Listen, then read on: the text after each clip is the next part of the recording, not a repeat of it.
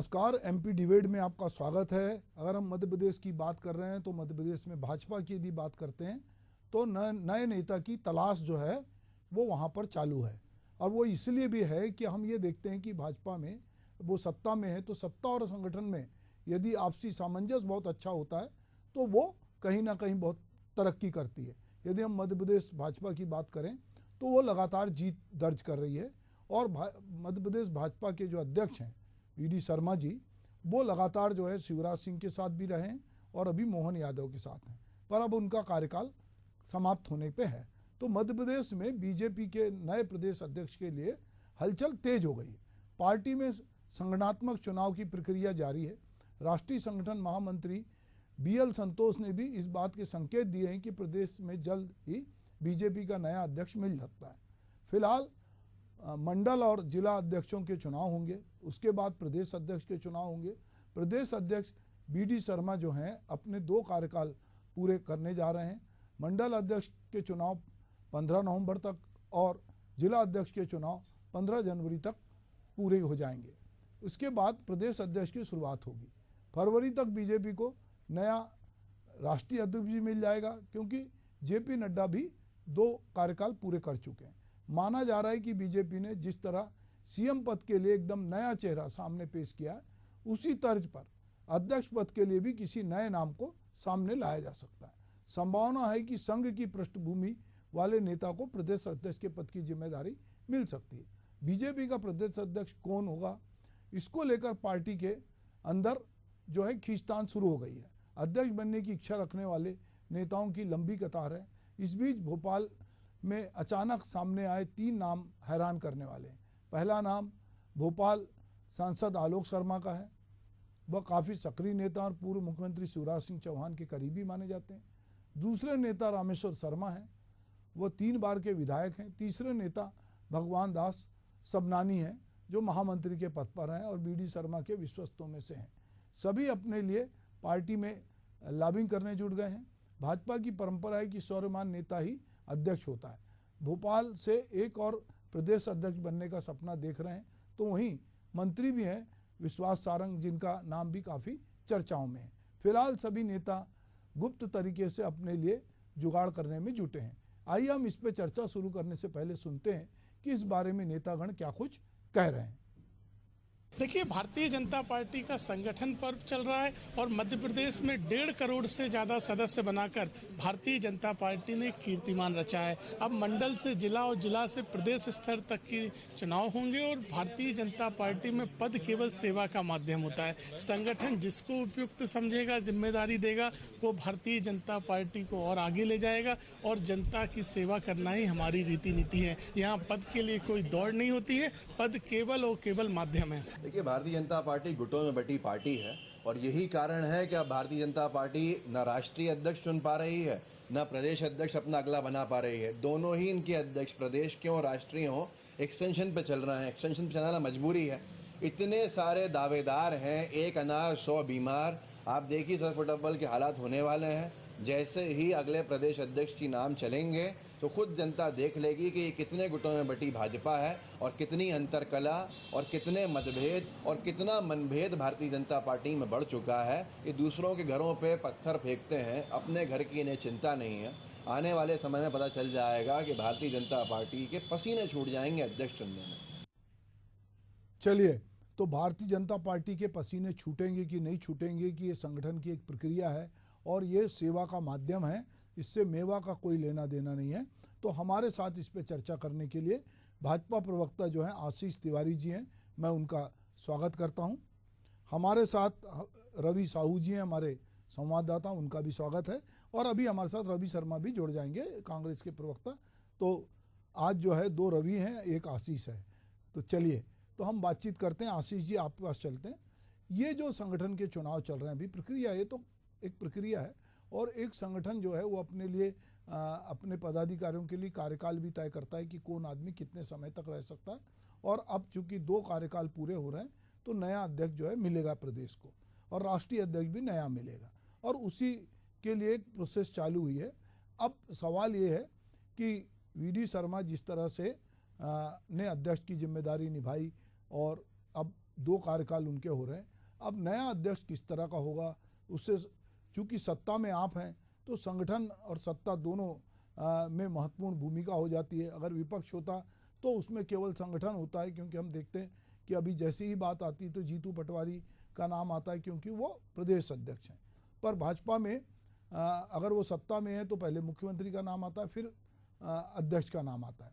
तो ऐसे में किस तरह के अनुभव व्यक्ति को, भाजपा जिस तरह बढ़ रही है मध्य प्रदेश में, जिस तरह से उसने सदस्यता अभियान चलाया है, तो किस तरह की कवायद चालू है, क्या क्या कुछ हो रहा है, थोड़ा आप इस पर आशीष जी थोड़ा प्रकाश डालेंगे।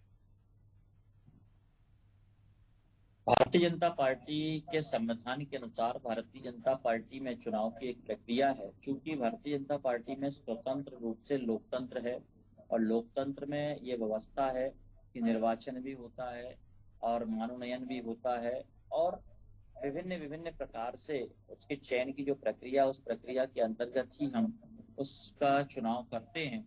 तो हमारे यहाँ तो सबसे पहले जो चुनाव होता है वो बूथ अध्यक्ष का होता है। बूथ अध्यक्ष के बाद बूथ समितियां बनती हैं। बूथ समितियों को बनने के पश्चात में हम नगर के मंडल की ओर बढ़ते हैं। हमारा नगर मंडल अध्यक्ष बनता है, फिर हम जिला अध्यक्ष की ओर बढ़ते हैं, जिला अध्यक्ष बनता है, फिर हम प्रदेश अध्यक्ष और राष्ट्रीय अध्यक्ष तक ये श्रेणी हमारी चलती है। तो भारतीय जनता पार्टी की जो पद्धति रही है, हम पद्धति के अनुसार लगातार अपने चुनाव की प्रक्रिया को पूर्ण करते रहे हैं। ये बात सही है, भारतीय जनता पार्टी में सहमति और दायित्व, इन 2 चीजों में बड़ा सामंजस्य बना रहता है। क्योंकि भारतीय जनता पार्टी की एक विशेषता है कि हमारे यहाँ कार्यकर्ता को दायित्व दिया जाता है और समय समय पर उसके दायित्व में परिवर्तन होता रहता है। तो आज जो निश्चित तौर पर प्रदेश अध्यक्ष है, कल हो सकता है कि राष्ट्रीय टीम में वरिष्ठ पदाधिकारी हों या राष्ट्रीय अध्यक्ष का दायित्व मिले, तो ये भी हो सकता है। और उनकी कार्य क्षमता और उनके काम करने की शैली को देखते हुए जो हमारे जिले के पदाधिकारी कार्यकर्ता होते हैं वो प्रदेश की टीम में आ जाते हैं, बहुत से कार्यकर्ता, और प्रदेश में काम करते हैं। और कई बार हमारे कार्यकर्ता स्वेच्छा से भी अपने दायित्व को छोड़ते हैं कि अब हम इस काम को नहीं कर पा रहे हैं या हमें व्यस्तता है, तो अब हमें ये इस टाइप की जिम्मेदारी दी जाए। तो वो अपनी बात संगठन के सामने रखते हैं और संगठन उस पर भी विचार करता है। परंतु चूंकि अभी चुनाव चल रहा है तो चुनाव की एक चर्चा होती है कि नया अध्यक्ष कौन होगा। तो मैं बहुत अच्छे तरीके से, बहुत स्पष्ट रूप से आपके चैनल के माध्यम से कांग्रेस को भी बता देना चाहता हूं, प्रदेश की जनता के सामने भी निवेदित करता हूं कि भारतीय जनता पार्टी में जो कुशल योग्य कार्यकर्ता होगा उसका चुनाव भारतीय जनता पार्टी अध्यक्ष के रूप में करेगी और उसे इस दायित्व को सौंपेगी। और वो कार्यकर्ता पर भी मैं पूर्ण विश्वास के साथ कह सकता हूं कि वह दायित्व निभाते हुए, संगठन की परंपरा के अनुसार काम करते हुए ही अपने काम को करेंगे। और अभी तक आपने देखा कि हमारे पूर्व अध्यक्षों के जब हम कार्यकाल पे नजर डालते हैं तो आदरणीय बीडी शर्मा जी ने मध्य प्रदेश के मंडल स्तर तक प्रवास किया।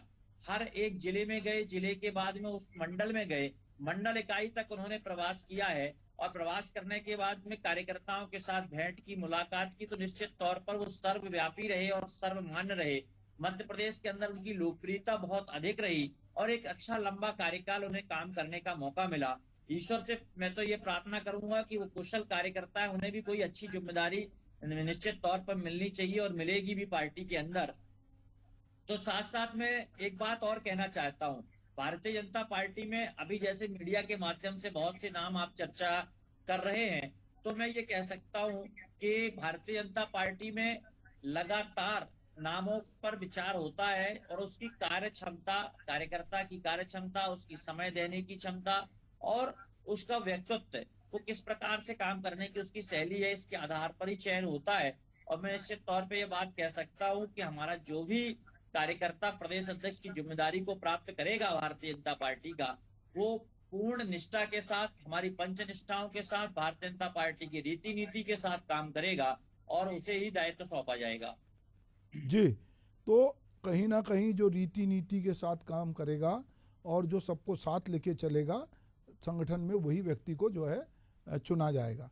हमारे साथ हमारे सहयोगी रवि साहू जी हैं। मैं रवि ये जानना चाहता हूँ कि अभी कुछ नाम आए, इनमें अधिकांश नाम भोपाल के थे, जो भोपाल से ताल्लुक़ रखते हैं। तो कई बार ऐसा लगता है कि जो राजधानी है, अगर वहाँ का अध्यक्ष होता है तो सबसे बहुत आसानी से मिलता है, बात करता है, लोगों के साथ उसका प्रदेश कार्यालय में मिलना जुलना रहता है। तो अभी जो बहुत सारे नाम आ रहे हैं उन नामों को लेकर आप क्या कहते हैं, और इसके अलावा भी कोई बातचीत हो रही हो तो उसके बारे में बताएं। देखिए, नामों की अगर हम बात करें तो भोपाल से जो 3 नाम सामने आए हैं वो तो दावेदार हैं ही, साथ में प्रदेश के और भी अन्य जगहों के बड़े नेताओं के नाम भी चल रहे हैं। नरोत्तम मिश्रा का नाम जो है इस लिस्ट में है। वो जो है लगातार चुनाव हारने के बाद भी संगठन में पूर्ण रूप से सक्रिय हैं। तो भोपाल में जो है पहले से उनका जो है निवास है और लगातार वो जो है संगठन में काम कर रहे हैं। न्यू ज्वाइनिंग टोली के वो संयोजक हैं और ऐसे में उनका नाम भी शामिल है। वहीं भोपाल की अगर मैं बात करूं कि भोपाल में स्थानीय जो नेता हैं उनके नाम सामने चल रहे हैं, उसमें रामेश्वर शर्मा का नाम शामिल है, क्योंकि मध्य प्रदेश में कहीं ना कहीं जातिगत समीकरण को बिठाने की भी भाजपा कोशिश कर रही है। तो ऐसे में ओबीसी चेहरा मुख्यमंत्री का है, तो कहीं ना कहीं ब्राह्मण चेहरा फिर से जो है रिपीट किया जा सकता है, जिसमें रामेश्वर शर्मा का नाम जो है चल रहा है। भोपाल के सांसद हैं आलोक शर्मा, उनका नाम चल रहा है। कहीं ना कहीं ये जो नाम है ये प्रदेश अध्यक्ष की दावेदारी में चल रहे हैं। वहीं जो है अगर मैं बात करूं तो विश्वास सारंगी, उनका भी नाम जो है प्रदेश अध्यक्ष की रेस में चल रहा है। तो भोपाल से जो है लगातार जो है रामेश्वर शर्मा, जो कि काफी तेज तर्रार नेता माने जाते हैं, 3 बार के विधायक हैं, उनको जो है मंत्री पद नहीं मिला था, लेकिन इस बार जो है प्रदेश अध्यक्ष की दौड़ में कहीं ना कहीं वे दिखाई दे रहे हैं। और लगातार जो है भारतीय जनता पार्टी अपने बड़े नेताओं पर विचार मंथन कर रही है। इन नेताओं की लॉबिंग चल रही है। लगातार ये जो नेता हैं दिल्ली में जो अपने बड़े नेता हैं उनसे मेल मुलाकात कर रहे हैं।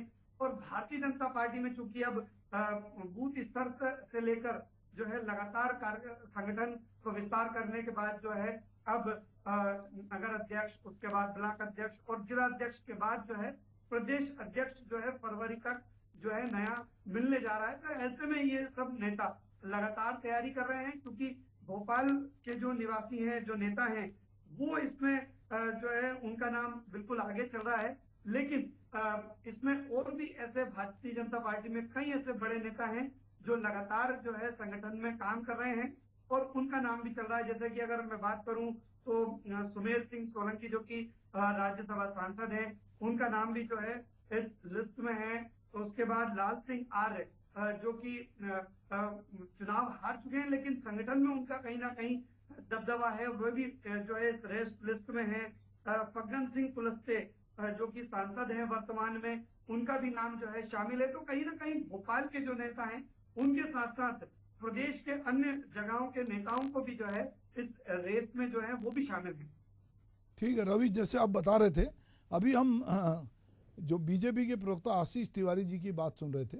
आशीष जी एक बात कह रहे थे कि वीडी शर्मा जो हैं उनने 2 कार्यकाल पूरा किया और बहुत अच्छे से काम किया। अब चूंकि राष्ट्रीय स्तर पर भी अध्यक्ष का पद खाली हो रहा है, तो निश्चित रूप से ये ढूंढा जाएगा कि राष्ट्रीय अध्यक्ष भी किसको बनाया जाए। तो जो आदमी संगठन में काम कर चुका है, मध्य प्रदेश जैसे बड़े राज्य में काम कर चुका है, तो ये भी संभावना व्यक्त की जा रही है कि राष्ट्रीय स्तर पर भी वीडी शर्मा जी की सेवाएं अगर पार्टी चाहेगी तो ले सकती है। एक प्रकार का इस तरह की संकेत भी है। हमारे साथ कांग्रेस के प्रवक्ता रवि शर्मा जी जुड़ गए हैं। रवि जी, ये तो ऐसे भाजपा का अंदरूनी मामला है कि वो अपना प्रदेश अध्यक्ष किसको चुनते हैं, पर निश्चित रूप से जैसे आपने प्रदेश अध्यक्ष जीतू पटवारी को चुना, तो उनके आने के बाद लगातार बीजेपी हमलावर हुई, उनके कामकाज पे निगरानी रख रही है। वीडी शर्मा पुराने आदमी हैं, इसलिए आप वीडी शर्मा की कार्य पद्धति पे उस तरह से अटैक नहीं कर पाते जैसे कि अभी बीजेपी कांग्रेस के अध्यक्ष पे कर रही है। तो ये जो भाजपा में चुनाव होने वाला है और एक डेमोक्रेटिक प्रक्रिया के तहत अलग अलग लेवल पे चुनाव हो रहा है, और उसमें फिर अंत में जो है प्रदेश अध्यक्ष का और राष्ट्रीय अध्यक्ष का चुनाव होगा, तो इसको कांग्रेस किस तरह से देख रही है? क्योंकि भारतीय जनता पार्टी अपना अध्यक्ष किसे बनाती है किसे नहीं बनाती है, ये उसका अपना एक निजी फैसला हो सकता है। लेकिन इस समय जिस तरीके से भारतीय जनता पार्टी में अंतरकलह मची हुई है और भारतीय जनता पार्टी के नेताओं की जो लड़ाई झगड़े हैं हर रोज जनता के सामने आ रहे हैं, वो भी किसी से छुपे नहीं है कि भारतीय जनता पार्टी के नेता प्रवक्ता या जिस तरीके की कार्यशैली अपना रहे हैं वो सब कुछ सामने है। जमकर पट्टाबाज मचा हुआ है। अजय बिश्नोई जी हों, गोपाल भार्गव जी हो, प्रदीप पटेल हो या फिर संजय पाठक हो, वो स्पष्ट रूप से इस बात को लगातार दिल्ली के नेतृत्व को बताने का प्रयास कर रहे हैं कि आपने पर्ची वाला मुख्यमंत्री तो थोप दिया है, पर बिना रायशुमारी के, बिना ढंग के चयन के आपने पर्ची वाला मुख्यमंत्री तो थोप दिया। लेकिन मध्य प्रदेश में ना भाजपा का संगठन संभल रहा है इन दिनों, ना भाजपा की सरकार संभल रही है, क्योंकि जिस तरीके से वो लगातार अजय बिश्नोई जी भारतीय जनता पार्टी के सदस्यता अभियान पर भी सवाल उठा रहे हैं कि सदस्यता अभियान न केवल एक एजेंसी के माध्यम से, ठेका प्रथा के माध्यम से कोई व्यक्ति अपने विशेष बनवा रहा है जिससे वो अपना अध्यक्ष बन जाए, या फर्जीवाड़े जो सामने आए हैं वो सबने देखे हैं। और वो दूसरा पहलू ये भी उठा रहे हैं कि सरकार शराब माफिया की देहरी पर जो है गिरवी रखी हुई है। तो ये सब गुटबाजी बताती है कि भारतीय जनता पार्टी में सब कुछ ठीक नहीं चल रहा है। नया अध्यक्ष किस खेमे से होगा, किस खेमे से नहीं होगा, ये भाजपा का अपना विषय है। लेकिन हम सिर्फ इतना कह सकते हैं कि भारतीय जनता पार्टी इन दिनों सरकार में है, तो अपने अध्यक्ष बनाने के साथ साथ वो मध्य प्रदेश को बनाने का काम करें। कम से कम मध्य प्रदेश को इस तरह ना मिटाएं। मेरे मध्य प्रदेश के लोगों को जिस तरीके से हर रोज परेशानी का सामना करना पड़ रहा है, वो सब किसी से छुपा नहीं है कि कम से कम इस तरीके से सरकारें ना चलाएं और इस तरीके से जो संगठन का मामला है वो घर के अंदर संभाले। रवि वर्मा जी, दरअसल आप अभी जो बात कर रहे थे, बीजेपी के अंदर झगड़ा भारी है। अभी हमने 2 दिन पहले ही एक डिबेट किया था कि मध्य प्रदेश में कांग्रेस में जो है लगातार जीतू पटवारी को चुनौती मिल रही है। वो अपनी लिस्ट जारी करते हैं, उसके बाद उनको लिस्ट में संशोधन करना पड़ता है, फिर उसमें लक्ष्मण सिंह कुछ बोलते हैं, उसमें अजय सिंह जो राहुल कुछ बोलते हैं। तो अगर ये पार्टियां हैं और इसमें अजय बिश्नोई कुछ बोल रहे हैं, तो ये पार्टियों के भीतर कुछ नेता होते हैं जो थोड़े मुखर होते हैं और जिनको तात्कालिक रूप से लगता है कि ये कुछ ठीक नहीं हो रहा है। तो ये भाजपा में तो इस तरह का बोलने की बहुत अनुमति भी नहीं है और कल्चर भी नहीं है। बावजूद इसके यदि लोग बोल रहे हैं, और भाजपा ने एक बड़ा अभियान भी चलाया मिस कॉल के जरिए। आप इस बात की आड़ ले सकते हैं कि भाजपा में ये कल्चर नहीं है। ये कल्चर है। लगातार नागर सिंह चौहान जी हो या प्रदीप अहिरवार हो, अब लगातार प्रीतम लोधी हो, ये कल्चर तो हो सकता है आप ना कह पा रहे हो, मैं इस बात से सहमत नहीं हूं आपकी, लेकिन भाजपा में भी जम के कल्चर है। और पार्टी फोरम और कैडर बेस्ड जो बातें हैं वो सब झूठी साबित होती है, क्योंकि अगर कैडर है उनके यहाँ तो वो कैडर के अंदर बात करें, लेकिन ये तो पब्लिक में बातें हो रही है, तो जनता के बीच है, तो सहमति असहमति का भाव स्पष्ट रूप से दिख रहा है। अगर दूसरी पहलू पर हम चर्चा करें, आपने कांग्रेस के संबंध में बात कही है, तो यहाँ निश्चित तौर पर लोकतंत्र है, और अगर पार्टी के बाहर निकलकर बात आई है तो मैं इस बात को बड़े ही साफगोई के साथ कहता हूँ और बड़े मन के साथ स्वीकार करते हुए भी कह सकता हूं कि अगर कोई बात सामने निकल कर आई है तो कांग्रेस पार्टी उस बात पर पूरा ध्यान कर रही है और अपने नेताओं से विचार विमर्श भी कर रही है कि नई कार्यकारिणी बनने के बाद अगर इस तरह से कोई भी जो बात आ रही है उसका पटाक्षेप कर लेगी। लेकिन भाजपा एक लंबे समय से सरकार में है, उसका संगठन है, और भाजपा इस बात का ढिंढोरा पीटती है कि वो कैडर बेस है, तो वो कैडर कहीं नजर आता नहीं है। जी आशीष जी, ये जो बात अभी रवि वर्मा जी कह रहे हैं कि आप हर बार कहते हैं कि हम कैडर बेस्ड पार्टी हैं, हमारे यहाँ अनुशासन है, हम लोग जो है एक विचारधारा से जुड़े हुए हैं, और अभी आपने पिछले विधानसभा चुनाव में बहुत सारे कांग्रेस के लोगों को अपने साथ लिया, पर आलोचना आपकी तो आपके पुराने लोग कर रहे हैं, जो जैसा कि अभी रवि वर्मा जी बता रहे हैं कि जो लोग बोल रहे हैं, अच्छा वो घर के भीतर बोलते हैं तो भी अलग बात थी, अब वो तो सोशल मीडिया प्लेटफॉर्म पे ये बातें आ रही है, वायरल हो रही हैं, तो कैसे आप इसे डिनाई कर सकते हैं? देखिए, रवि वर्मा जी ने जो बात कही वो अब वो कहना चाहिए कि उन्हें कांग्रेस के तारतम्य में बात कहनी चाहिए थी कि कांग्रेस के अंदर ये स्थितियां निर्मित हैं। भारतीय जनता पार्टी तो बहुत स्पष्ट है। आपने देखा, एक उदाहरण देके मैं बता रहा हूं, जब हम मुख्यमंत्री का चयन कर रहे थे तो आदरणीय शिवराज सिंह चौहान जी ने भी उसके पहले भी सार्वजनिक रूप से कहा था कि भारतीय जनता पार्टी हमें जो जिम्मेदारी देगी हम उसको निर्वाहन करेंगे। और उन्होंने प्रेम के साथ में जब तय हुआ कि नाम परिवर्तित होना है और नाम की बोलने के लिए बोला गया, तो उन्होंने ही अपने हाथों से कहना चाहिए उसको कुछ भेंट कर मोहन यादव जी को सम्मानित किया था, उन्हें स्नेह दिया था कि अब प्रदेश की कमान आपके हाथ में है। तो भारतीय जनता पार्टी के अंदर जो संगठन है उस संगठन में स्पष्टता है कि हम संगठन की जो हमारा संविधान है उसके अनुसार काम करते हैं। साथ ही साथ एक बात और बहुत स्पष्ट कर देना चाहता हूं रवि जी, कि भारतीय जनता पार्टी में हो सकता है कभी एकाध किसी व्यक्ति ने बात रखी हो, परंतु जब उससे चर्चा होती है तो उसके बाद में वो यही कहता है कि हाँ, संगठन ने जो मुझे बात बताई है वो सही है, और उसी उन परिस्थितियों में यही निर्णय सही था। क्योंकि सारे निर्णय परिस्थिति जन्य होते हैं। हमें देखना होता है कि हमें भविष्य में आगे राजनीति किस तरीके से करनी है, हमारी पार्टी की अगली लाइन क्या है, उस पर हम तय करते हैं। साथ ही साथ हमें जातिगत समीकरण भी देखना है, हमें कार्यकर्ताओं की क्षमता भी देखना है, हमें संगठन को आगे भी बढ़ाना है और नई पीढ़ी को तैयार भी करना है। जबकि आप देखें, कांग्रेस में एक लंबे समय तक पीढ़ियां बदली नहीं गई। अभी मुझे लगता है जीतू पटवारी जी को ही कुछ मैं कह सकता हूं कि हाँ, एक उम्र में मिल गई, नहीं तो ज्यादातर उनके लोग प्रदेश अध्यक्ष और राष्ट्रीय अध्यक्ष बहुत ही सीनियर लोग हुआ करते थे। तो आज तक की स्थिति में अब देखें आप, जब कमलनाथ जी को प्रदेश अध्यक्ष बनाया गया तो एक उम्र के साथ भी कांग्रेस में कभी देखा नहीं जाता था कि केवल ये भारतीय जनता पार्टी में है कि हम नई पीढ़ी को भी तैयार करते हैं। मैं तो ये कह रहा हूं कि हो सकता है कि पार्टी के वरिष्ठ लोग नाम तय करें और कोई एकदम युवा नया चेहरा दिख जाए, तो भारतीय जनता पार्टी नई पीढ़ी को भी तैयार करती है, सीनियर को भी सम्मान रखती है, और साथ ही साथ जिम्मेदारियों को देने का काम होता है। हमारे यहाँ पद नहीं होता, हमारे यहाँ दायित्व होता है, और दायित्व बोध के साथ में हमारा कार्यकर्ता काम करता है। जी आशीष जी, अभी आप कह रहे थे तो लोगों ने वो दृश्य भी देखा है राजस्थान में कि एक पर्ची निकली और उस वसुंधरा राजे ने जब वो पर्ची देखी तो वो उनका चेहरा टीवी पे सबने देखा, तो वो हतप्रभ थी कि ये इस तरह से एक नाम निकाला गया। तो कई बार लोगों को उम्मीद बहुत होती है क्योंकि लंबे समय से लोग काम कर रहे हैं पार्टी में। अगर कोई आदमी संगठन में काम कर रहा है या सीनियर है, देखिए हर आदमी जो पार्टी में है उसको जो भी दायित्व मिले, पर कहीं ना कहीं जो आदमी पार्टी में आया तो वो आगे जाना चाहता है। जी आशा लगा कर रखता है कि मैं आगे बढ़ सकता हूं, काम कर सकता हूं। और मैं आपको ये भी विश्वास दिलाता हूं, भारतीय जनता पार्टी के कार्यकर्ता के अंदर वास्तव में अपार क्षमताएं हैं, और हम एक शब्द बोलते हैं देवतुल्य कार्यकर्ता। तो वास्तव में भारतीय जनता पार्टी का कार्यकर्ता देवतुल्य, उसके अंदर अपेक्षाएं जो रहती हैं वो संगठन ने जो निर्देश दिया उसके आधार पर पैदा होती है। संगठन ने कहा कि नहीं, अब आपको प्रदेश की टीम में काम करना है, तो उसी हिसाब से वो काम करता है।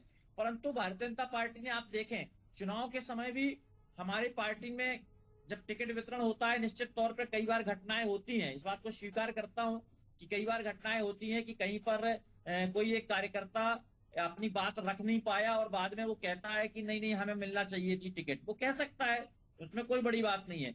परंतु जैसे ही उससे हमारे वरिष्ठ कार्यकर्ता चर्चा करते हैं, उसे परिस्थितियों से अवगत कराते हैं, नहीं भैया आपको नहीं, और इस कार्यकर्ता को इसलिए दी क्योंकि हमें ये समीकरण देखने थे, तो वो कार्यकर्ता, उसका अगला कोई बयान नहीं आता उसके बाद में। ये भारतीय जनता पार्टी के अंदर की समझ है कार्यकर्ता की। और कार्यकर्ता को जैसे ही वरिष्ठ कार्यकर्ता बात करता है, उसको बात रखता है, परिस्थितियों को बताता है और वह सहमत हो जाता है। तो हमारा कार्यकर्ता पार्टी की लाइन पर काम करता है। और मैंने ये बात भी वास्तव में स्वीकार की कि कहीं ना कहीं हो सकता कई बार कार्यकर्ता अपनी बात नहीं रख पाते।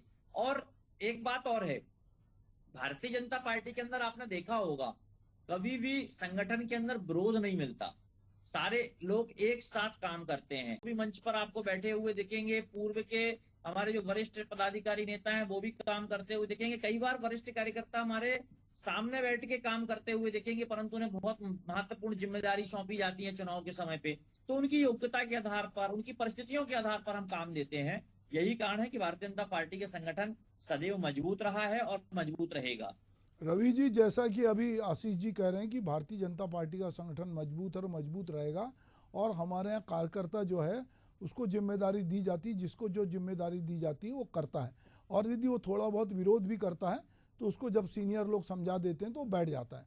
पर कांग्रेस में जैसा कि बहुत आंतरिक डेमोक्रेसी है और वहाँ लोग अलग अलग अपनी बात मुखर तरीके से बोलते हैं, तो ये बहुत बार ऐसा होता है कि कांग्रेस और जब भाजपा की तुलना होती है तो लोगों को लगता है कि कांग्रेस में कुछ ज़्यादा फ्रीडम है और लोग विरोध का स्वर जो है, अगर उनको नहीं जमता है तो विरोध का स्वर वो ज़्यादा मुखर करते हैं। रवि जी,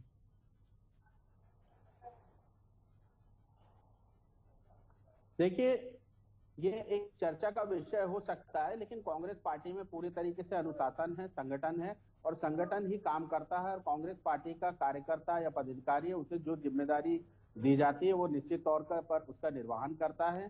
कहने और सुनने की जो बातें हैं वो भारतीय जनता पार्टी या मीडिया हमारे जो साथी हैं वो अपना एक कर सकते हैं उसका आकलन, लेकिन कांग्रेस पार्टी पूरी तरीके से अनुशासन है।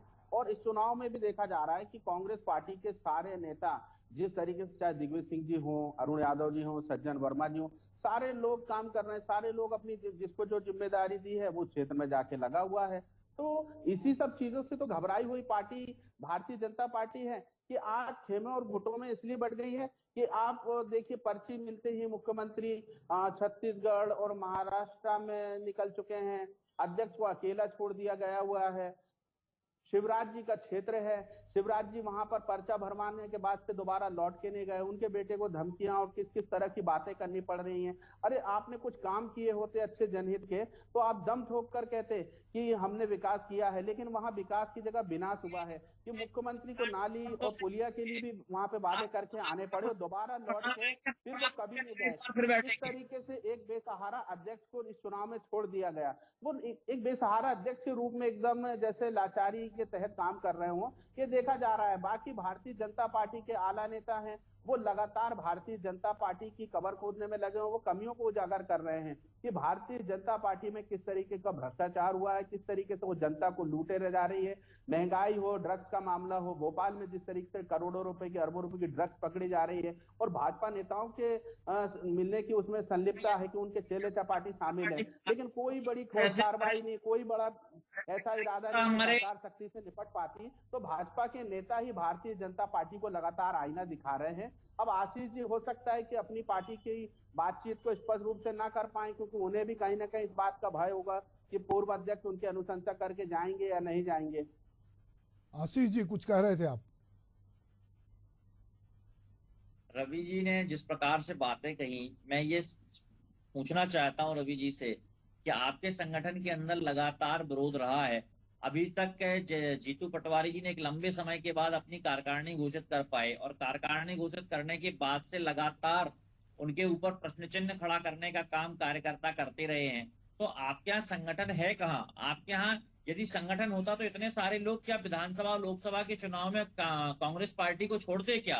तो ये जो परिस्थितियां निर्मित हुई कांग्रेस के अंदर, ये कांग्रेस के संविधान की कारण हुई, क्योंकि कांग्रेस के अंदर जो स्वतंत्रता को बांध के रखा जाता है, कांग्रेस के अंदर ये कहना चाहिए कि कार्यकर्ता के अनुसार अंदर अनुशासन नहीं रहता है, तो ये परिस्थितियां निर्मित होती हैं। और जब भारतीय जनता पार्टी है तो हमारे यहाँ एक स्वतंत्रता इस बात की है कि आप अपने उचित मंच पर बात करिए, हमारे पदाधिकारी जाते हैं, वरिष्ठों के बीच में बात भी रखते हैं कि भाई साहब हमें ये जिम्मेदारी इस बार दी जाए, मैं करूंगा, और काम करते हैं। मैं और अभी हमारे मंडल के चुनाव चल रहे हैं, मैं स्वयं भी एक मंडल में चुनाव कराने के लिए कल जाने वाला हूं, तो लगातार हमारे कार्यकर्ता चुनाव प्रक्रिया में हैं और काम कर रहे हैं।